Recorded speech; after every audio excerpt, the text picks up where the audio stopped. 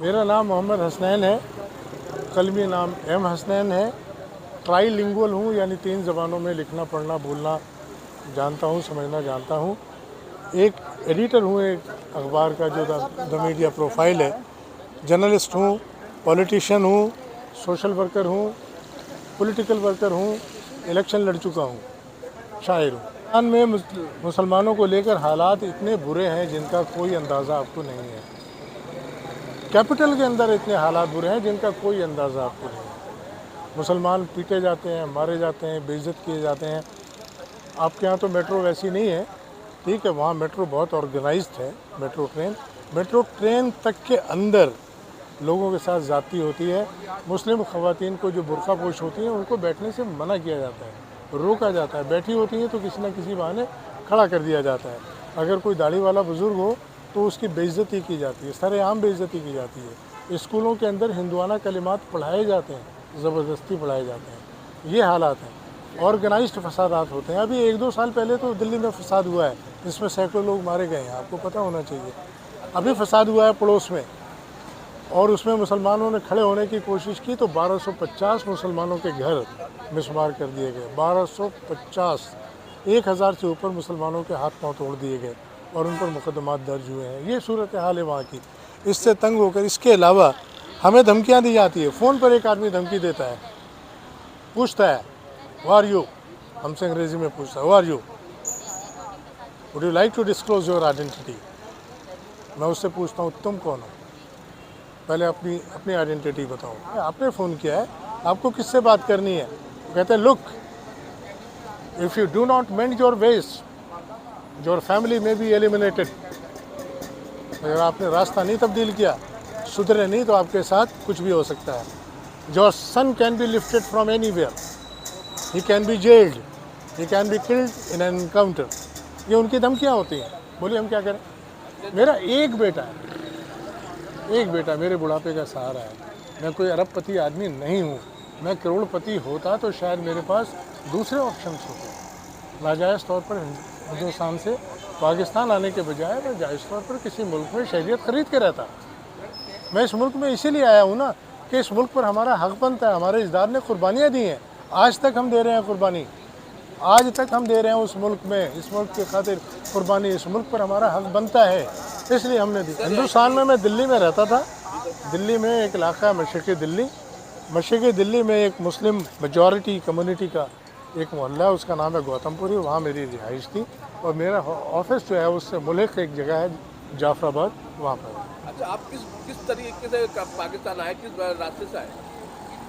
हम वीज़ा लेकर चले अबू धाबी का, ठीक है, नई दिल्ली से पहुँचे अबू धाबी से हमने अफ़गानिस्तान का वीज़ा लिया, उससे पहुँचे हम काबुल में हम बिल्कुल लीगल तरीके से थे। काबुल से हम पहुँचे कंधार, वो भी लीगल तरीके से पहुँचे, बाई फ़्लाइट आए।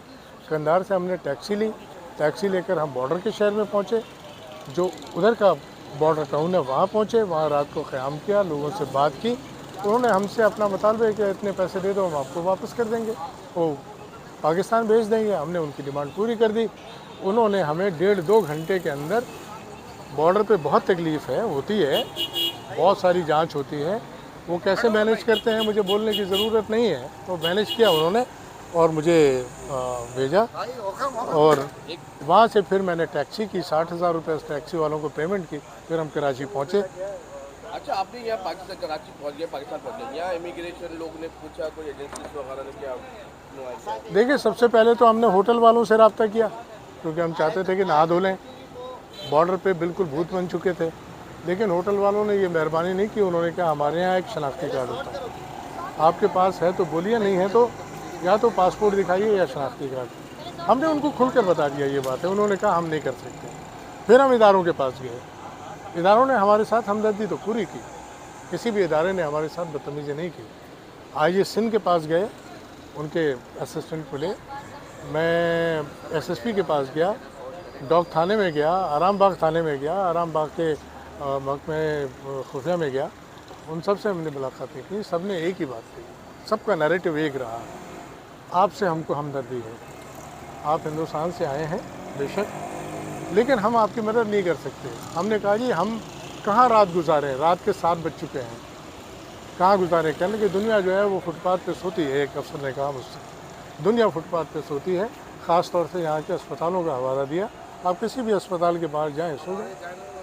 मैंने कहा मेरे साथ मसला ये कि मेरे साथ कुछ कैश नहीं है। मैंने उनको सारी कहानी सुनाई। वो कैश मेरी ज़िंदगी का सहारा है, बहुत ज़्यादा नहीं है लेकिन है, मेरी ज़िंदगी का सहारा है। आप मुझे किसी जगह रखवा दें। उन्होंने कहा हम कुछ नहीं कर सकते आपके लिए, अगर कभी आपको पकड़ना हुआ हम पकड़ लेंगे, आप बेफिक्र रहें। आपको यही चाहिए ना, हमें पकड़ना होगा हम पकड़ लेंगे, लेकिन अभी हम आपको नहीं पकड़ रहे, आप यहाँ से चले जाएं। एक अफसर ने मुझसे हमदर्दी की कि आप ईदी वालों के पास जाएं, उनसे बात करें। मैंने उसके कहे मुताबिक ईदी वालों को अपनी कहानी सुनाई। उन्होंने कहा आप क्या चाहते हैं? मैंने कहा मुझे 3-4 दिन की मोहलत दे दो। भाई मेरे लिए तो रात का मसला था। उन्होंने मुझे 11 दिन तक बर्दाश्त किया। अब उन्होंने हमें वार्निंग दे दी है। तब जब उन्होंने वार्निंग दे दी कि आप खाली कर दें, शाम को हम आपका सामान बाहर कर देंगे, आज सुबह की बात बता रहा हूँ। वैसे उनका सलूक मेरे साथ बहुत मुशफ़िक़ाना, दोस्ताना, मुख़लिसाना रहा है। मुझे कोई तकलीफ़ नहीं है।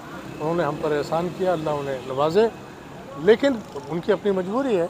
उन्होंने हमसे ऐसा तो कहा। सर ये बताएं, आपको जब पाकिस्तान कबूल नहीं करे तो आप वापस जाएंगे? किसी कीमत पे नहीं जाएंगे। You can shoot me, you can kill me, you can't force me to go to India. अच्छा, इंडिया में आपके बच्चे वगैरह और कुछ? मेरा एक ही बच्चा है, मेरी वाइफ नहीं है। मेरे 2 बच्चे थे, एक का इंतकाल हो गया, एक बस। ये मेरी कुल कायनात है, पूरा ख़ानदान यही है।